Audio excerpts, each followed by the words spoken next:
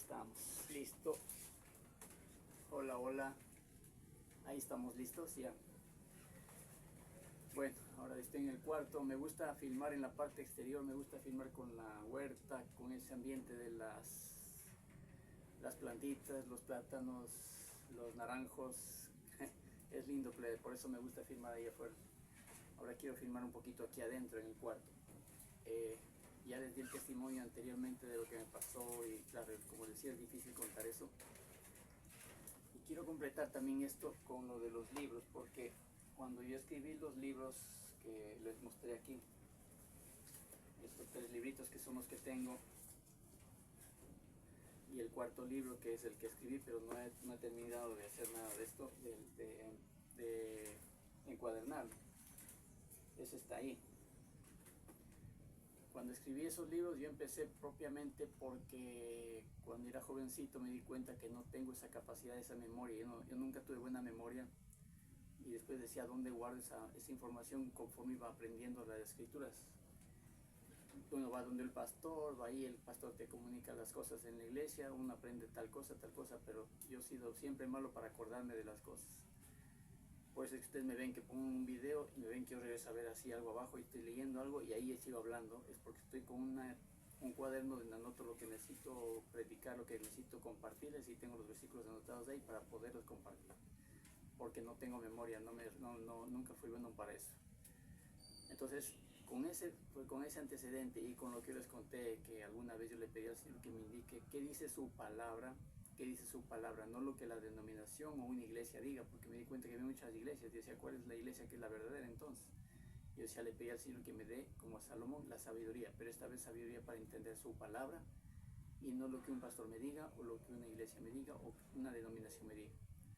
Si un bautista me dice algo y después ve una Biblia que no es cierto, entonces yo no voy a hacer caso a ese bautista, por decirle algo. Hago caso a lo que la Biblia me dice. Y así fue como entonces aprendí esto de la palabra de Dios a través de los años. Y después se me ocurrió entonces escribir. El propósito de escribir era poner mi testimonio, decir, por ejemplo, lo que conté en el video anterior, contar otras cosas que me pasaron y todo. Pero con el tiempo, poco a poco, también me di cuenta que también debería anotar lo que aprendía. Y empecé a anotar y a poner cosas, por ejemplo, cómo es el lavacro de bronce, para qué es el lavacro de bronce, cómo los sacerdotes tenían que ir al lavacro de bronce a lavarse las manos y cómo se refleja eso en nosotros en la vida cristiana actualmente, etc. Tengo un artículo sobre eso que me acuerdo ahorita. Y así un poco de temas, así que empecé a escribir. Y de pronto empecé a escribir tan bien y tan de fluido que ya empecé a hacer el libro. Y como les digo, el primer libro, el que dice Estaría perdido sin ti, que así se llama, así lo titulé, es un libro donde está prácticamente mi testimonio de las cosas que ha hecho Dios, pero también de muchas cosas que he visto que en la iglesia ha pasado y parece que no están bien. Yo he anotado eso ahí para tener un registro en donde yo puedo volver a leer. Mira, esto es así, así cocinar. Esa es la razón por la que empecé a escribir un libro, el de mi testimonio. Pero después se dio el hecho de que se me ocurrió y digo, voy a escribir algo que se llama, le puse yo el título, No son fábulas. ¿Por qué puse ese libro, No son fábulas? Que es este de acá. Este aquí. Con una portadita que hay un campo de maíz, que están las plantitas verdes. En la contraportada, en la contracubierta, están las plantitas de maíz, pero ya secas, listas para la cosecha. Pero ¿por qué escribí este de No son fábulas? Lo escribí por una razón bien sencilla, porque había un compañero en el trabajo, en el diario, que era testigo de Jehová. Y él decía que la Biblia, las parábolas del Jesús son fábulas, es lo que prácticamente decía. Que son fábulas, que son cuentos, que son lecciones morales, como las fábulas de Esopo, que habla de la fábula del león con el ratoncito, ¿se acuerdan? Entonces, eso es la idea que tienen ellos, que eso es fábula. Y por eso puse el tema, No son fábulas. Yo explico en ese libro y ya vamos a tratar los temas de esto de las parábolas del Señor. En algún momento una serie en donde yo detalle todo eso de cada parábola, cómo es que no es una fábula lo que está diciendo el Señor ahí. Ninguno de esas son fábulas, son cosas reales que enseñan lo que es el reino de los cielos, lo que es el reino de Dios. Eso es lo que significa esto, lo que las llaman mal llamadas parábolas de Jesús en la Biblia, ¿ya? Realmente no son parábolas, ahí tal vez debería usarse otra palabra para decirle eso, pero bueno, eso como un antecedente.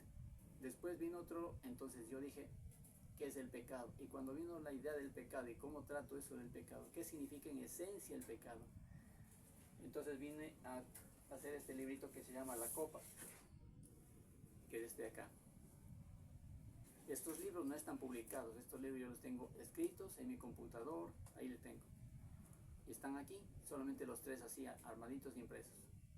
Este de aquí, La Copa, yo lo hice porque me puse a pensar en el tema del pecado. ¿Qué es el pecado? En su instancia, en lo más esencial, ¿qué es el pecado? Entonces cojo cada pecado y hago un resumen de ese tipo de pecado, de los pecados que atañen todo ese tipo de pecado. Por ejemplo, en robo, hay un montón de pecados que se relacionan con robo, pero pongo así un montón de temas de lo que se relaciona con robo y analizo qué significa el robo en última instancia. Y esa es la copa, o sea, la copa es el pecado que el Señor Jesucristo tuvo que bebérselo todo antes de ir a la cruz. Él llevó todos nuestros pecados a la cruz. Fue el sacrificio perfecto en la cruz para que nosotros no tuviéramos que pagar por esos pecados por nosotros mismos. Él lo pagó en lugar nuestro en el sacrificio que Él hizo en la cruz por nuestros pecados, como el Cordero perfecto, sin mancha, sin pecado, ante Dios Padre. De ahí entonces empecé a escribir otro libro que se llama La Simiente Santa. ¿Pero por qué La Simiente Santa? Porque me di cuenta que el pueblo de Israel tiene una historia un poquito que hay que detallarle un poco en el sentido de cómo el pueblo de Israel se comportó con su Dios a través de los tiempos. Desde el tiempo en que salieron de Egipto, ese pueblo no ha sido precisamente el mejor pueblo de la tierra. Y ahí es donde yo detallo eso. Cómo Él muestra, cómo muestra Él su poder, su dominio, su autoridad de Rey de Reyes, Señor de Señores, soberano de la creación, donde puso un pueblo que es Israel, y Israel quiere hacer lo que le da la gana y Dios no le permite hacer eso.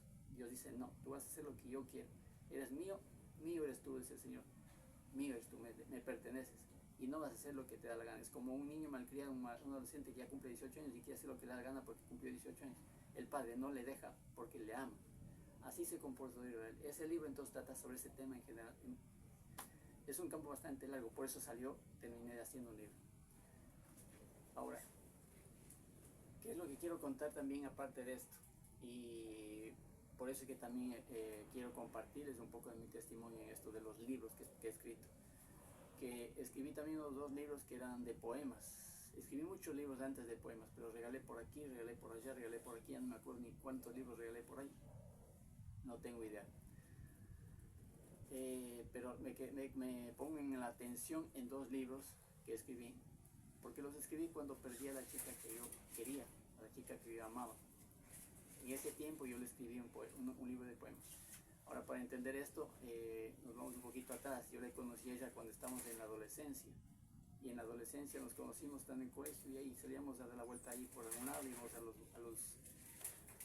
los edificios ahí cerca de la casa, y en ese tiempo los edificios uno no tenía ninguna cerca, ningún cerramiento, nada, uno entraba más tranquilamente, era un lugar súper tranquilo, San Carlos. Era lindo, lindo, lindo, no había ladrón, no había nada, la gente entraba, no salía a sus edificios de 5 pisos, entraban, bajaban, nunca se oía de robo ni nada, y nosotros sabíamos subir al 5.º piso y desde la terraza viendo para allá, por acá, curioseando, viendo. Era lindo, tuve una temporada bonita. En ese tiempo con ella pasamos así, nos conocimos ahí. Después, por cosas de la vida, ella se fue porque no vivía con los padres, sino con una tía. Sus padres vivían en su tierra y ella vivía con su tía. Y su tía se iba lejos. Y eso fue feito de la despedida, bueno y tal. Para resumir, después de algunos años la vuelvo a ver, le voy a encontrar. Mi hermana me dice, porque estaba con mi hermana en una feria, y me dice, mira, ahí estaba ella, y yo, ¿dónde? Yo no le vi. Entonces ella me dice, no, ahí está, mira, y dice, ya ni tarde ni perezoso, al día siguiente me fui, pues allí a ver, y voy a ver donde me dijo mi hermana, he dicho y hecho, ahí estaba. Entonces ahí nos volvimos a ver, nos volvimos a tratar y todo, como amigos que éramos de la adolescencia.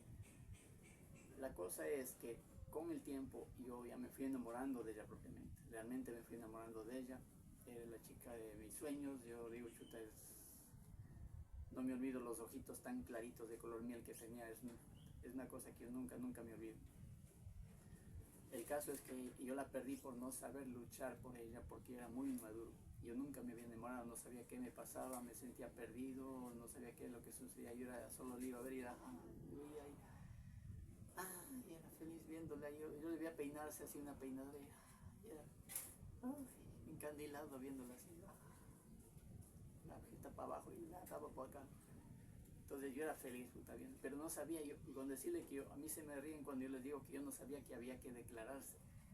Se me ríen y dicen, ¿cómo no sabías que había que declararse? No, yo no sabía, o sea, era una mentalidad de niño, aunque tenía yo 24 años, creo que tenía yo ya, pero todavía tenía mentalidad de niño. Yo tardé en madurar mucho, me afectó, yo digo, bastante el divorcio de mis padres. La forma en que mis padres se separaron hubo mucha violencia, mucho insulto, violencia verbal de mi papá para mi mamá, etcétera, etcétera. Entonces yo con eso mi papá también no quería saber nada, con mi papá no quería decirle nada, me quedaba por ahí, no dije nada de esto a mi papá, porque con él no quería saber nada, voy a decirme alguna tontería. Y la cosa es que yo tenía que haber actuado de una manera, de otra manera, a decirle algo, no lo hice. Y yo después me doy cuenta que ella en ciertas ocasiones como que quería que yo me insinuara, porque pasaron situaciones en las que yo me doy cuenta después que ella quería que me insinuara, que le dijera algo, y yo no le decía. Pero también no le decía porque ella tenía un novio que supuestamente era novio, pero estaba en la cárcel. Yo dije, bueno, si tiene un novio, aunque esté en la cárcel, tengo que respetar eso, y yo eso también respeté siempre. Pero podía haber hecho algo y no lo hice. El caso es que desgraciadamente yo no tengo la dicha de poder decir que tenía a mi tío Jaime, con el que yo me llevaba súper bien. Mi tío Jaime me llevaba súper bien. Él era dentista y yo podía ir a verle ahí donde él vivía y podíamos conversar largo y tendido. Yo hubiera querido verle a él y preguntarle, tío, me pasa esto con esta chica, yo qué sé. Pero mi tío murió unos meses antes, como 6 meses antes, entonces yo no tenía a quién contarle esto, con quién sincerarme, pedir un consejo, decirle, mira, me pasa esto, ¿qué hago? Y tratar de entender mis sentimientos, que alguien me ayude a entender mis sentimientos. Yo era perdido, un niño perdido. Desgraciadamente, justo el que viene a aconsejarme y me dice algo de las mujeres es mi papá. Mi papá me habló de las mujeres con el dolor y resentimiento contra mi mamá. A mi mamá le trató de prostituta, a mis hermanas igual, no ves tus hermanas, ven las dos con bebés, sin casarse, esas dos igual, son unas igual que la madre, o sea, así, o sea, y eso que hablo, un término que no me gusta tampoco mencionar así, no porque es grosero decirlo es una mujer, pero el lenguaje florido de mi papá queda cortito comparado con lo que yo les digo ahorita. O sea, los insultos de mi papá eran, pero balas y cohetes por todos lados y uno un poco más taparse los oídos. Entonces, para mí en ese tiempo mi papá era como Dios. Si Dios habló, entonces yo dije, ya, entonces así es. Y como claro, mi mamá sí, yo me constaba que estaba con otro hombre, yo dije, sí, pues mi mami sí es así, mi papi dice que sí es así, entonces mis hermanas son así, entonces la deducción lógica era, esta mujer también debe ser así, esta chica también debe ser así, o yo para qué me voy a meter con una chica así, si todas son así, todas son igualitas. Entonces con la inmadurez mía, con que yo tengo un Dios ahí que era mi papá, y mi papi decía eso era para mí ley, era Dios. Entonces yo no hice nada por ella. Para resumir, con el tiempo, pasó el tiempo, hacia el tiempo, y ella se fue alejando, me di cuenta que se iba alejando y ya empecé a angustiar hasta que después hasta otro chico empezó a llevarle los libros, los cuadernos que yo les llevaba a ella cuando la acompañaba a clases que ella tenía en el colegio nocturno. Y eso sí fue como que una daga en el corazón que me hicieran eso, y yo quería ver cómo hacía para otra vez coger los libros de ella y llevarle, ¿no? Y se me ocurre entonces escribir un libro, se me ocurre decirle, le voy a decir de otra manera lo que yo siento, le voy a escribir un libro de poemas, y este libro de poemas que tengo acá, este de aquí, bueno, ahí no se va a ver muy bien, porque es un librito con un dibujo en línea, pero se llama Agua, cantos por la esposa embarazada. Entonces, si dices agua, cantos por la esposa embarazada, es como un libro de poemas que le dedico a una chica que está embarazada, que dije, con esto me le declaro y le digo mis sentimientos y todo eso, y por eso escribí este libro con esa ilusión de algún día casarnos y todo eso, ya. Yo le escribí este libro en ese sentido. Entonces hago como que estoy feliz y voy a esperar un niño con mi mujer, con mi esposa, y ahí esperamos como pareja el niño.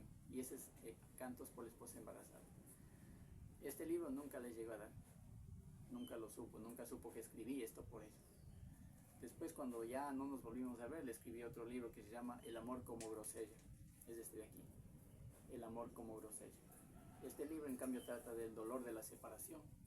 Por eso dice el amor como grosella. La grosella es unas frutitas así que son ácidas, pero son ricas, pero son ácidas. O sea, entonces es ese sentir, el sentir del dolor en medio de la dulzura del amor que significa haber amado a una mujer, ¿no es cierto? Pero igual es el dolor de esa pérdida, de ese no poder volvernos a ver y todo eso.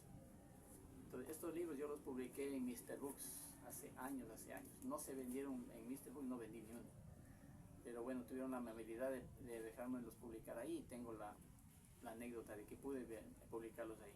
Los vendí a personas cercanas, a amigos, a familiares, uno por aquí, otro por allá. Eso pude vender. No pude vender realmente estos libritos. Tengo otro libro que también está en computadora, no tengo en impresión digital ni nada, impresión física, nada, que se llama Óyeme. Y en Óyeme pongo un montón de citas, refranes que he hecho a lo largo del tiempo. Si tengo refranes, no sé ni si tendré 1000 o 2000 refranes, no sé. No me acuerdo haber contabilizado, estaba haciendo esa contabilidad del 100.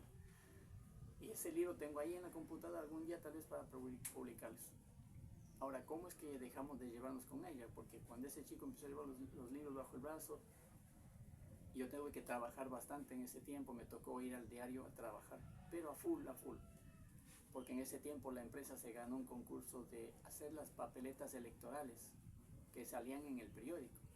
Entonces, en el tiempo antiguo, que no había internet, no había nada de esas cosas, entonces la gente se enteraba dónde te toca votar por el periódico que tenías que comprar.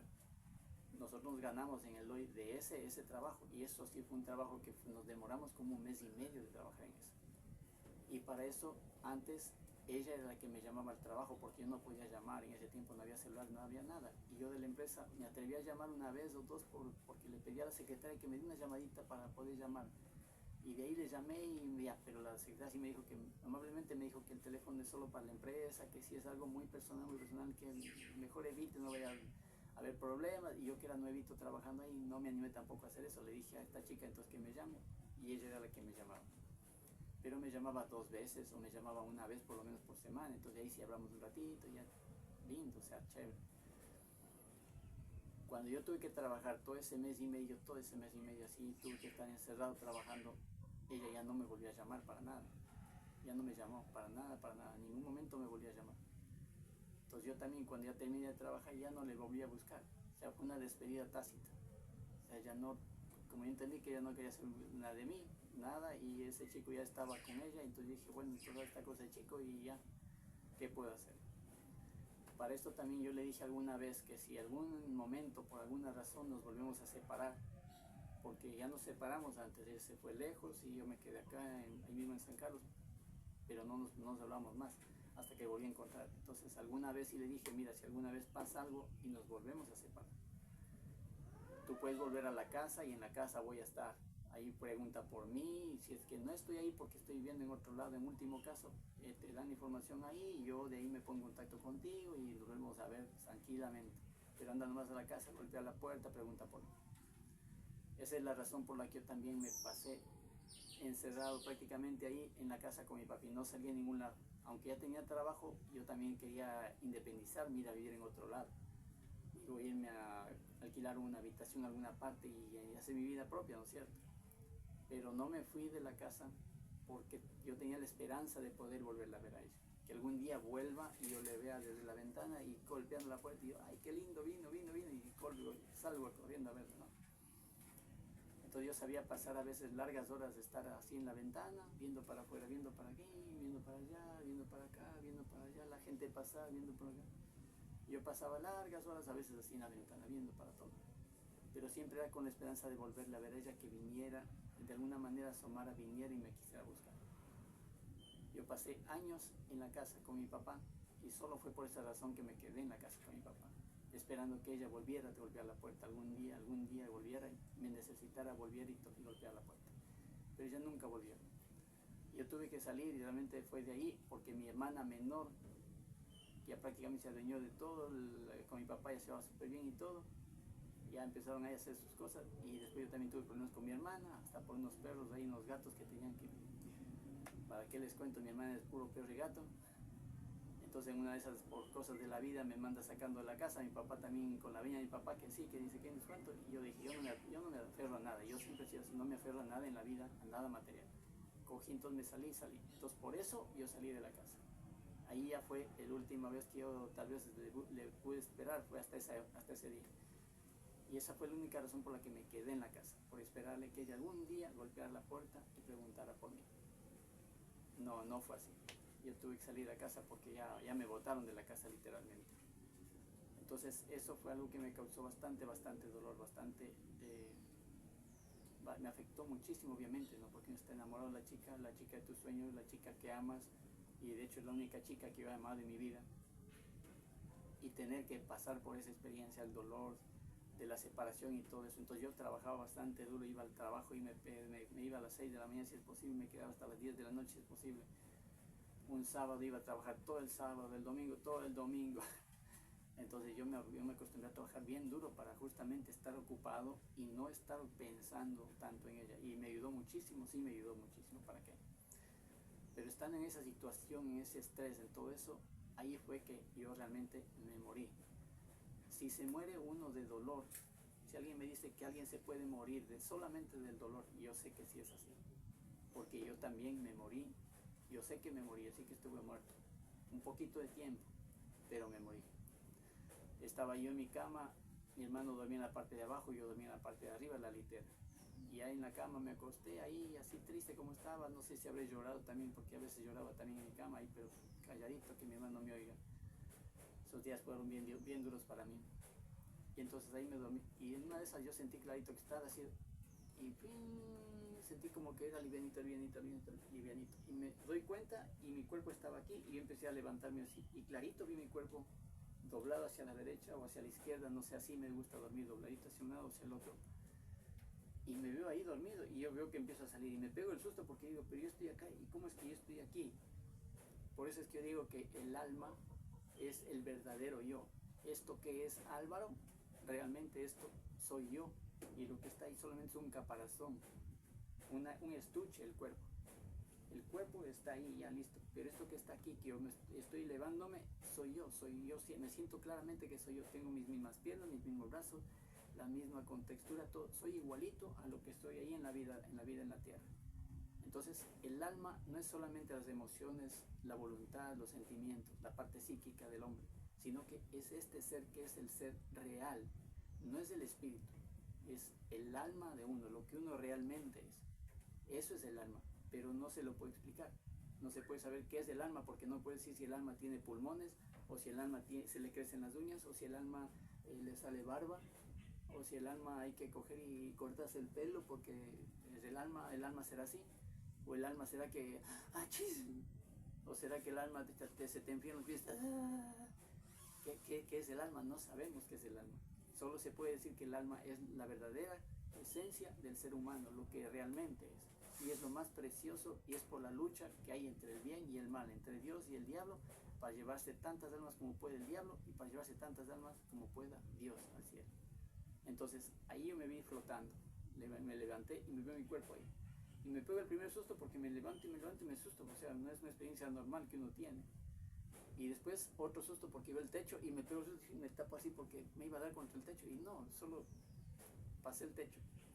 De ahí en adelante no me acuerdo cómo fue que si vi la casa, el techo, no sé si vi las cosas de la ciudad, no me acuerdo nada. Lo que me acuerdo clarito es que vi el túnel blanco, y de pronto era un túnel así blanco, pero era un túnel inmenso, grande, era un túnel así inmenso, una cosa de luz blanco. Y yo iba subiendo por ese túnel así por allá, para arriba. Entonces ahí tuve mi experiencia y sé que existe el cielo. Yo vi el túnel blanco, pasé el túnel blanco, un tramo del túnel blanco. No llegué a terminar el túnel porque ya les voy a contar. Pero mientras estaba subiendo, me sentí tan lindo, tan bien, tan contento, que yo dije, no, pues esto está bien, está lindo, yo quiero esto. Y mientras más me acercaba, también me sentía, o sea, se siente uno indigno de estar ahí, porque uno sabe que uno no es pues, un inocente palomita, ¿no es cierto? Uno también tiene sus pecadillos, sus cosas malas. Yo también he sabido guardar rencor, ser amargado, dolido, resentido, odiar a alguien, yo sé lo que es eso. Entonces no es que yo vaya a decir tan inocente palomita, y también ver pornografía, entonces ¿cómo te vas a estar sintiendo tan inocente palomita para irte al cielo, ¿no es cierto? Entonces una parte de mí se siente indigna, no debería estar ahí, pero otra parte quiere estar ahí porque está tan lindo que no quiere salir de ahí. Y yo iba subiendo, y no sé cómo es que uno sube, no sé. Solo sé que los ángeles te llevan, los veas o no los veas, sé que los ángeles te llevan a la presencia de Cristo, o los ángeles te llevan directamente al Padre, pero son los ángeles los que nos llevan a Dios. Una persona cuando muere, se muere sin nada, entonces por eso cae al infierno. No hay nadie que le detenga. Como no confía en Dios, el alma de esa persona se va y se va al infierno. Cae. La Biblia enseña, y la Biblia enseña que los que se mueren sin Cristo, los que mueren sin Dios, caen al infierno. Yo en cambio estaba subiendo para allá, porque obviamente yo me había hecho cristiano en esos tiempos. Tendría tal vez unos 2 añitos, 3 añitos de cristiano, entonces supongo que por eso el Señor tenía misericordia de mí y me estaba llevando. Pero lo interesante y lo increíble fue que yo estaba subiendo y sentía más y más amor mientras más subía para allá, pero no sabía de dónde salía ese amor, hasta que empecé a ver manos que salían hacia mí, como que se extendían manos por aquí, manos por acá, manos por aquí, manos por acá, manos por aquí. Pero por todo el túnel, en todo ese inmenso túnel empezaron a asomar unas manos, 1, 2, 3, 4, 5. Y mientras más subía, eran más manos, así mientras más subía, más subía, más subía. Entonces eso era un sentimiento, pero de bienestar, de éxtasis, de todo lo bueno que uno quiere, desea, pero en su máxima expresión. No hay cómo describir eso. Sentía tanto amor mientras más subía, y más manos asomaban por ahí, ¿sí? Pero al mismo tiempo que las manos las veía, y no hay cómo explicar esto, al mismo tiempo no había nada. O sea, el túnel era túnel, todo el tiempo fue túnel. Pero no puedo explicar cómo es que había manos ahí, se extendían hacia mí como que me querían tocar y me querían dar todo su amor a mí. Yo que me sentía rechazado, yo que me sentía inútil, como mi papá, yo digo, mi papá siempre fue mi Dios. Y mi papá siempre me trató del tonto de la casa, estúpido, imbécil. Yo conozco todos los calificativos. Usted quiere los calificativos más cool, los más elegantes: imbécil, estúpido, infeliz, chuta. Hasta los más rudos, los más runas, los más chimbos, los más de pueblo, mushpa, shuncho, menso. Todos yo los conozco porque mi papá así me trató. Mi mamá igual, la entrada de me dice, este tonto que dice que mis hermanos se ven, el tonto del Álvaro. Entonces yo ya sé eso, yo tenía esa carga emocional de mucha timidez, de baja autoestima en mí. Y de pronto verme con ese amor que todo el mundo, como que alguien me cogía y me quería topar porque me daba mucho amor, yo no quería volver. ¿Cómo fue que yo volví? Fue porque estando ya subiendo, ya subía, yo quería ir para allá, Sentí que alguien me detuvo acá, me sostuvo la mano así y me jaló para allá, y era Alegría, la esposa política, la esposa, digamos, de mi tío Marcel. Entonces venía a ser tía política para mí. Y ella me jala así, pero fue raro porque yo a ella no le conocía, sino esos días recién le estaba conociendo. Creo que 2 veces no me había visto, habíamos tratado, no más. Entonces yo no sabía por qué me jalaba. Y así fue como otra vez me desperté en el cuerpo. Claro, ahí pasé una temporada también que quería ir a trabajar y trabajar duro. ¿Por qué? Porque yo no sabía por qué me habían regresado acá a la tierra. Yo no quería volver. Yo no quería estar aquí. Yo decía, esto es mucho dolor, mucho sufrimiento. Yo así no quiero estar. Yo también la amaba a esa chica, y ese dolor que sentía de la pérdida de ella. Yo no quería vivir aquí. Yo quería, ¿por qué no me fui? ¿Por qué no estuve allá? ¿Por qué no me dejó en el cielo el Señor? Quizá justamente por eso, porque para poder compartir y poder tener este testimonio y poder subir estos videos a internet y que usted conozca la palabra de Dios. Quizá ese es el propósito que el Señor tenía conmigo y lo estoy cumpliendo ahora. Entonces quizá esto tenía que pasar, todo esto tenía que suceder. Ahora tal vez yo entiendo por qué el Señor no me dejó allá arriba, sino que me regresó. Pero en ese tiempo estaba muy dolido y estaba frustrado. Decía, yo quisiera haberme ido, no quería quedarme acá. ¿Y por qué asomó Alegría y me jaló? Yo no entendía nada.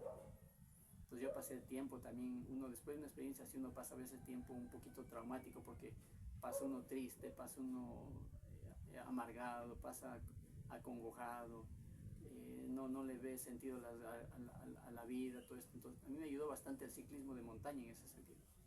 Yo conocí el ciclismo de montaña justo para esas épocas, y desde ahí el ciclismo me ha servido bastante para superar todo esto, ¿sí? Yo tengo un dicho que dice que el ciclismo para mí no es un hobby, no es un deporte.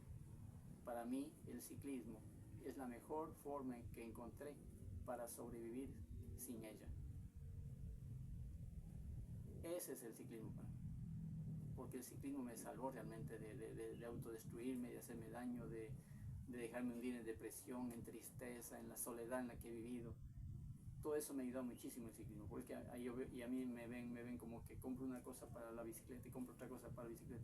Es porque quiero coger y salir de algún lado, me quiero otra parte y todo, pero no es solo por un hobby, sino que realmente eso me ha ayudado realmente a tener una vida más saludable también aquí, en la mente. No solo en el corazón, no solo en lo físico, que es lo obvio, sino en el corazón y en la mente. Entonces, eso quería compartirles. Y otra cosa que es importante también decirlo, es que cuando uno va en el sentido espiritual, ya va en el alma, se va al túnel blanco y todo eso, no hay manera de explicar lo que es el cielo, no hay palabras. Porque yo no entiendo cómo es que yo subí al cielo y yo sabía lo que había allá arriba en el cielo. Yo sabía que ahí en el cielo, por este lado se iba a un coliseo, por ejemplo, y por acá se iba a un parque, que un prado, así como ovejitas, y por acá se iba a una montaña, y por acá se iba... Y yo sabía eso estando en el túnel, yo sabía mientras estaba subiendo. Yo me acuerdo clarito eso, pero no me acuerdo qué es lo que sabía, no me acuerdo qué cosas es lo que yo vi en el cielo sin estar en el cielo. Entonces, en el espíritu, cuando uno va a la eternidad, si vas al cielo, tus sentidos se agudizan totalmente, totalmente, de alguna manera increíble, que es sobrenatural, es espiritual, esto es espiritual. Tus sentidos, tu conocimiento, tu entendimiento se abre pero en una dimensión increíble. No tiene punto de comparación lo que nosotros tenemos aquí. Yo siempre digo que yo quisiera hasta morirme porque para poder tener buena memoria, la memoria mía es un caos. Pero yo me imagino que si me muero cuando esté en el cielo, me de acordar cada cosita, la palabra de Dios me de acordar y no me de olvidar. Yo solo por eso quisiera irme al cielo, solo para acordarme, decir, a ver, dice Eclesiastés tal, con esto dice tal cosa, ¿no es cierto? Entonces, si yo me acuerdo de ese versículo, me acuerdo dónde está, uy, yo sería feliz, porque aquí no me acuerdo de las cosas.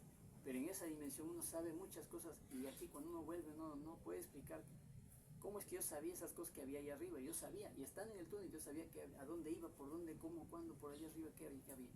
Pero no puedo explicarlo cómo era eso. No tengo idea cómo es.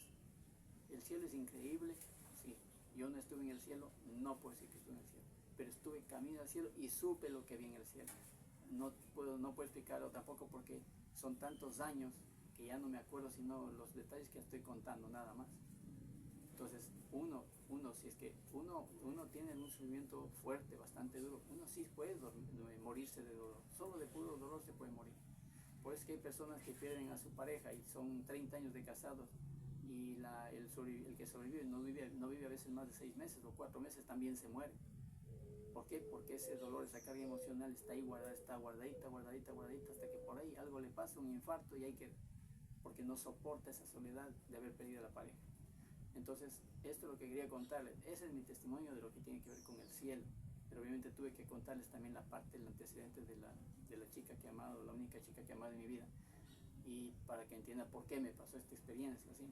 En el otro antecedente les contaba cómo es que me fui al infierno, cómo es que pasé yo esta experiencia. Ahora les cuento cómo sé que existe el cielo.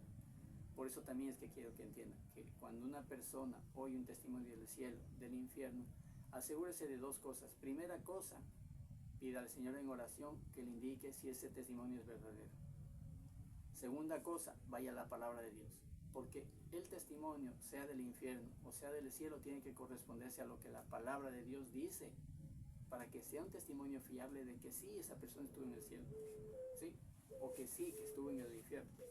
Porque puede haber una persona que coja y diga que estuvo en el cielo, que estuvo en el infierno, pero dicen cosas medias raras, o sea, que no concuerda con la palabra de Dios. O sea, tengo aquí la palabra, aquí tengo la palabra de Dios, o sea, tengo la Biblia, aquí está la palabra de Dios. Si lo que yo digo está aquí escrito en alguna forma, algo de lo que he dicho, entonces concuerda con este testimonio, el testimonio mío es verdadero. Usted va a darse cuenta si yo lo estoy mintiendo, lo que le dije anteriormente del infierno, si yo estoy mintiendo sobre lo que le dije ahora en el cielo, porque aquí en la palabra de Dios, aquí está escrito algo de lo que he contado. Aquí dice cosas increíbles del cielo, aquí dice cosas también increíbles del infierno. Entonces también debe corresponderse con eso. Lo digo porque si hay testimonios de cosas raras, ¿no? Que dicen, ay, es que a mí me llevó la Virgencita a conocer el cielo, y mira, la Virgencita vino y me llevó por aquí, me llevó por acá. Ahí ya te puedes dar cuenta que en el rato que mencionó la Virgencita ya sabes que no es Dios, ¿sí? Porque no hay vírgenes, ni santos, ni nada en el cielo, ni aquí en la tierra que salve a nadie. Dios, eso es idolatría ante los ojos de Dios. ¿Está bien? Solo Cristo es el camino, la verdad y la vida, dijo el Señor Jesucristo. Nadie viene al Padre sino por mí. Dime tú entonces, ¿por qué hacen una virgencita en el testimonio de esa persona que dice que se fue al cielo? Otros dicen que se asoman, que fueron al purgatorio. perdón, la palabra de Dios no dice nada de purgatorio, no hay esa palabra aquí, ninguna enseñanza de purgatorio, esa enseñanza es de los católicos. No me acuerdo con qué papa fue que se le ocurrió la enseñanza del purgatorio para sacar plata a la gente, decirle, mira, tenemos que hacer una construcción de la Basílica San Pedro, listo, entonces vayan a digan a la gente que si dan plata se pueden ir al cielo, depende de la cantidad de plata que den, se pueden ir al cielo. Entonces, ¿qué hacía la gente? Es que el Papa dijo eso, sí, hay que dar plata porque te puedes ir al cielo, si no te puedes ir al infierno si no haces nada. Entonces, así nació las indulgencias. Creo que fue el Papa León X el que hizo eso, porque quería construir la Basílica de San Pedro, la cúpula, todo eso. Entonces, en base a ese engaño, nació el purgatorio. Ahí nació la idea del purgatorio, un sitio que supuestamente va a estar en espera a ver si te dejan entrar al cielo. O sea, eso no existe, eso no es bíblico. Cuando uno muere, va al cielo o va al infierno. Y ahí va a haber la resurrección de todos los muertos para luego ver y ser juzgados en el juicio ante el trono blanco o ante el tribunal de Cristo, como le enseñé en otra enseñanza anterior. Eso es lo que la Biblia enseña. Entonces, si tienes un testimonio de cielo, de infierno, que corresponda a lo que la palabra de Dios dice, y no lo que alguien viene y dice, mira, estuve en el purgatorio, eso no existe. Entonces, eso es una enseñanza, es un falso testimonio. Lo digo porque ahora hay eso. ¿Sí? Entonces, eso quería contarles de eso, quería compartirles algo de esa situación y cómo yo puedo decir que sí existe el cielo. Aunque no estuve propiamente en el cielo, no estuve ahí, pero sí sé que hay un cielo. Dios es misericordioso. Dios tiene un tiempo de misericordia y ese tiempo de misericordia es ahora. Ahora es cuando una persona se puede arrepentir, buscar al Señor Jesucristo, arrepentirse de sus pecados, buscar al Señor Jesucristo para que le salve, confiese sus pecados para que le salve, se bautice para salvación y para vida eterna. Y Él, Señor Jesucristo, le dará vida eterna. Ahora mismo, si solamente confiesa sus pecados, le acepta al Señor Jesucristo, se bautiza y tendrá vida eterna. Eso es así de simple, es un sencillo proceso. La salvación es bien sencilla. La incredulidad, la soberbia hace que la gente se pierda. Son los dos grandes pecados por los que la gente se pierde y se van al infierno. La soberbia, porque no quieren oír, quieren seguir la vida como están viviendo, quieren seguir viviendo su propia religión y quieren seguir viviendo como están viviendo. No quieren pasar en esa comodidad siempre, no quieren que les molesten. Y la incredulidad por obvias razones, porque no quieren creer en el mensaje del Evangelio. Entonces prefieren creer lo que han conocido, prefieren creer lo que saben, prefieren conocer lo que le han dicho, lo que por ahí las personas que están alrededor le dicen que creen, y no creen en la palabra de Dios. Entonces, cuando no se cree en la palabra de Dios, ¿en qué crees? ¿En qué estás creyendo tú? ¿A quién estás poniendo tu confianza? ¿A quién estás diciendo que eres su Señor o tu Salvador? Solo existe un Señor, un Salvador. Jesucristo, hombre, que vino, habitó entre nosotros, fue crucificado por nuestros pecados, murió y resucitó al tercer día, y fue resucitado por Dios Padre, para gloria eterna de su nombre. Y con Él somos nosotros salvos, con Él, con el Señor Jesucristo. Cuando uno muere, el Señor Jesucristo nos toma o nos manda a llevar con los ángeles y nos lleva a la presencia del Padre. Eso es todo. Si uno en vida busca al Señor Jesucristo, el Señor Jesucristo en tu muerte te va a buscar también a ti para llevarte al cielo. Si uno no busca en la vida a Dios, no busca al Señor Jesucristo, no va a haber quien te vaya a ver cuando estés en la muerte. Mueres y te vas directo al infierno porque no hay nadie que te vaya a buscar. Si Dios no te conoce, entonces ¿cómo te va a buscar? Si Dios no ha oído tu plegaria, tus oraciones, ¿cómo te va a ir a buscar? Si Dios no ha oído tu confesión de pecados, ¿cómo te va a buscar? Si Dios no ha visto tu arrepentimiento, ¿cómo Dios te va a buscar? Si Dios no ha visto que has honrado a su Hijo, entonces ¿cómo Dios te va a buscar? Entonces espero que entiendan que esto es serio, es un compromiso serio que tengo de compartir este testimonio. Como digo, es difícil compartir esto por lo que me atañe a mí, por lo que me toca recordar cosas que obviamente yo ya estoy más tranquilo, ya no estoy tan dolido, tan así, pero bueno, son cosas que igual siguen siendo difíciles de contar, no es fácil. Y espero que les sirva, espero que les haya servido para que puedan compartirlo con otras personas si quieren, yo no tengo ningún problema. Y nos vemos entonces en el próximo mensaje. Dios mediante, les bendigo. Dios quiera que sus vidas sean ricas, sean bendecidas en el bendito nombre del Señor Jesucristo, de ahora y para siempre, y que conozcan la palabra de Dios, se aferren a la palabra de Dios, entiendan la palabra de Dios y con eso puedan saber ciertamente cuál es el camino al cielo. Aleluya. Amén. Nos vemos en el próximo video.